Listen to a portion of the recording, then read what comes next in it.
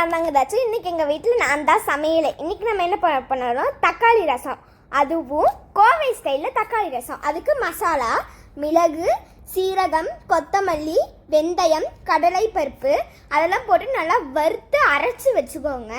நல்லா அரைச்சி வச்சுக்கோங்க, ரொம்ப பொடியாகவும் ஆயிடக்கூடாது, ஓரளவுக்கு அந்த பக்குவமாக அந்த கன்சிஸ்டன்சிக்கு ஏற்ற மாதிரி இருக்கணும். நெக்ஸ்ட்டு நம்ம பார்த்திங்கன்னா அதை தாளிக்க போகிறோம். அந்த ரசத்துக்கு ஏற்ற மாதிரி தாளிக்கிறதுக்கு முன்னாடி அதை நல்லா ஸ்மாஷ் பண்ணி எடுத்துக்கணும். தக்காளியை 1-2 விடாமல் நல்லா இது பண்ணி வச்சுக்கணும். அப்படியே கீழேருந்து விட்டு அடியிலேருந்து அப்படியே நல்லா புளிஞ்சு எடுக்கணும். தக்காளியை புளிஞ்சால் ஒரு பேஸ்ட் மிக்சியில் போட்டு வச்சுக்கோங்க, ஏன்னா அது நல்லா இதாகும். அப்புறம் அந்த தோலெல்லாம் இருக்கும் இல்லையா, அதெல்லாம் எடுத்து டஸ்ட்பினில் போட்டுருங்க. நெக்ஸ்ட்டு புளி தண்ணி, புளி நல்லா பார்த்துட்டு தான் இது பண்ணணும். 1-2 புளி இருக்கும், புளியும் நல்லா கரைச்சி விட்டுக்கணும். புளி நல்லா கரைச்சி விட்டுட்டு அந்த புளி தண்ணி எடுத்து நம்ம ரெடி பண்ணி வச்சுருந்த அந்த தக்காளி ஸ்மாஷரில் அதில் போட்டுட்டு நல்லா மிக்ஸ் பண்ணி வச்சுட்டு அடுப்பு பற்ற வச்சுட்டு சட்டி வச்சுட்டு சட்டியில் பார்த்திங்கன்னா எண்ணெய் ஊற்றிக்கணும். சட்டி காஞ்சதுக்கப்புறம் எண்ணெய் ஊற்றிக்கோங்க. நல்லா எண்ணெய் ஊற்றிட்டு எண்ணெயும் காஞ்சதுக்கப்புறம் கடுகு நல்லா போட்டுட்டு கடுகு வெடித்து வந்ததுக்கப்புறம் தேவையான பொருட்கள் நெக்ஸ்ட்டு நம்ம ஆட் பண்ணிக்கலாம். கடுகுக்கு அப்புறம் பார்த்திங்கன்னா வெந்தயம் இல்லை, பச்சை மிளகாய், அப்புறம் கருவேப்பிலை அதெல்லாம் போட்டுட்டு நல்லா வறுக்கணும். அதுக்குன்னு ரொம்ப போட்டு நம்ம தீய வச்சிடக்கூடாது. பூண்டு 1-2 இடித்து போட்டுக்கோங்க, கருக வச்சிடாதீங்க, அதுதான் இம்பார்ட்டண்ட்டு. அப்புறம் ஒரு மாதிரி கசக்கிற மாதிரி இருக்கும், நல்லா வறுத்து எடுத்துக்கணும். அதுக்குன்னு கருக மட்டும் வச்சிடாதீங்க. நெக்ஸ்ட்டு பெருங்காயம் போட்டிங்கனாலே அந்த ஃப்ளேவர் எடுத்து கொடுக்கும், அது மணமும் இருக்கும், நல்லாவும் இருக்கும். அப்புறம் நம்ம ரெடி பண்ணி வச்சுருந்த மசாலா, இந்த சீரகம் மிளகெல்லாம் அரைச்சி வச்சோம் இல்லையா, அந்த மசாலா எடுத்து போட்டுட்டு ரெடி பண்ணி வச்சுருந்த அந்த தக்காளி புளி இருக்குது இல்லையா, கரைச்சி வச்சுருந்ததை எடுத்து ஊற்றிட்டு மஞ்சள் தூள், அப்புறம் அந்த மசாலாலையும் கொஞ்சோண்டு தண்ணி ஊற்றி நல்லா இது பண்ணிக்கோங்க. தண்ணி உங்களுக்கு எவ்வளோ தேவையான அளவு ஊற்றிக்கோங்க. ரொம்ப அதிகமாக ஊற்றிட்டிங்கன்னா ஃப்ளேவர் இருக்காது.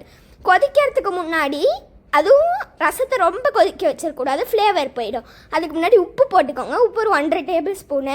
இப்போ ஓரளவுக்கு ரசம் கொதிச்சு வந்ததுக்கப்புறம் அடுப்பை ஆஃப் பண்ணிவிட்டு கொத்தமல்லி நல்லா சாப் பண்ணி போட்டுக்கோங்க சிசரில். அடுப்பை ஆஃப் பண்ணிட்டு பண்ணுங்கள், அதுதான் முக்கியமானது. ஆஃப் பண்ணிட்டு வெல்லம், அதுதான் மெயினு, டேஸ்ட்டு எடுத்து கொடுக்கறதுக்காக. வெல்லம் இல்லை நாட்டு சக்கரை எது வேணால் போட்டுக்கலாம். அதை நல்லா மிக்ஸ் பண்ணிக்கோங்க. நல்லா மிக்ஸ் பண்ணிட்டு ரசம் ரெடி. நெக்ஸ்ட்டு நம்ம சிக்கன் வச்சு சிக்கன் சுக்கா தான் பண்ண போகிறோம். சிக்கன் சுக்காவுக்கு அடுப்பை ஆன் பண்ணிவிட்டு எண்ணெயை நல்லா ஊற்றிக்கோங்க. அதுவும் அடுப்பு காஞ்சதுக்கப்புறம் தான் எண்ணெயுமே ஊற்றணும். எண்ணெய் நல்லா நிறைய ஊற்றிக்கோங்க, ஒரு 6 டேபிள் ஸ்பூன் அளவுக்கு ஊற்றிக்கோங்க. அது போதும். நெக்ஸ்ட்டு நான் பிரியாணிக்கு ஏற்ற மாதிரி நான் வெங்காயம் கட் பண்ணி வச்சுருக்கேன். அந்த மாதிரி நம்ம ஆனால் பிரியாணி செய்ய போகிறது இல்லை, வெங்காயத்தை நல்லா பொரித்து எடுத்துக்கணும். நெக்ஸ்ட்டு சில்லி பவுடர், தனியா powder, cumin powder, garam masala அதெல்லாம் போட்டுட்டு சிக்கனில் ஃப்ரை பண்ணி வச்சுருந்தா ஆனியன் போட்டுக்கணும். ஆனியன் போட்டுட்டு ஜிஞ்சர் கார்லிக் பேஸ்ட், அதாவது இஞ்சி பூண்டு பேஸ்ட்டு ஒரு 2 டேபிள் ஸ்பூன் அளவுக்கு நான் போட்டுக்கிட்டேன், ரொம்ப அதிகமாகவும் போடக்கூடாது. அப்புறம் உப்பு ஒரு 1 டேபிள் ஸ்பூன் போட்டால் கரெக்டாக இருக்கும், ஒரு 1.5 டேபிள் ஸ்பூன் போட்டால் கரெக்டாக இருக்கும். தயிர் 3 டேபிள் ஸ்பூன் போட்டுட்டு அதை அடுத்து நம்ம மெயினான இம்பார்ட்டண்ட்டு, இதை போட்டிங்கன்னா கொஞ்சம் ஃப்ளேவராக இருக்கும், கசூரி மேத்தி ஓரளவுக்கு போட்டால் போதும். 1 hour லேட்டர் அதுக்கு முன்னாடி நெய் ஆட் பண்ணிக்கணும். நெய் ஆட் பண்ணிட்டு லெமன் ஒரு 1/2 லெமன் நல்லா புழிஞ்சு விட்டுக்கிட்டு நல்லா மிக்ஸ் பண்ணி வச்சுக்கணும். நல்லா மிக்ஸ் பண்ணிக்கணும். அந்த மசாலாலாம் உள்ளால இறங்குற மாதிரி நல்லா ஃபுல்லாக மிக்ஸ் பண்ணிக்கணும். 1-2 இருக்கக்கூடாது. நல்லா மிக்ஸ் பண்ணிட்டு ஒரு 1 மணி நேரம் கிட்ட அதை அப்படியே மேரினேட் பண்ணி வச்சுக்கணும். 1 hour லேட்டர் நெக்ஸ்ட்டு மேரினேட் பண்ண சிக்கனை அடுப்பை ஆன் பண்ணிவிட்டு சட்டி எடுத்து வச்சுட்டு அதே எண்ணெயை, ஏன்னா நம்ம எண்ணெயை வேஸ்ட் பண்ணக்கூடாது இல்லையா, அதே எண்ணெயில் சிக்கன் எடுத்து போட்டுக்கணும். கொஞ்சம் எண்ணெய் தெரிச்சிது, பயமாக இருந்தது, ஆனால் எல்லாத்தையும் நானே போட்டேன். எண்ணெய் கொதிச்சதுக்கப்புறம் சிக்கன் எல்லாத்தையும் போட்டு நல்லா மிக்ஸ் பண்ணிக்கோங்க. நல்லா மிக்ஸ் பண்ணிக்கிட்டே இருக்கணும். அப்புறம் நம்ம ரெடி பண்ணி வச்சுருந்த கொஞ்சோண்டு தண்ணி சும்மா தெளிக்கிற மாதிரி தெளிக்கணும் சிக்கன் வேகிறதுக்காக.